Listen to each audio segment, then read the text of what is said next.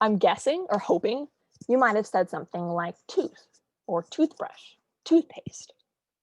Now you had other options. You had things like tools or toolboxes, toothpick, other things, but you were kind of primed to think about teeth because we just did an activity where you had to think about teeth, right? Now, it's possible this didn't work or you're not convinced that this is going to work. So we're going to look at this again in our synchronous session because demos are much more convincing in a larger group, but priming exists.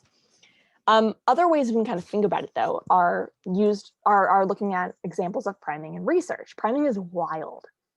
So we know that things that we're exposed to at an earlier time can influence our responses later, even when we're not aware we were exposed to the thing. So for instance, researchers have shown that people who listen to a series of rude words were then more likely to interrupt their researcher than those who listened to polite words.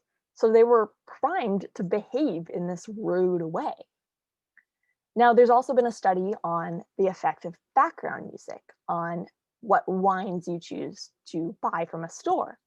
So there was a supermarket that played either German music or French music in their store, and then they looked at how much wine people bought.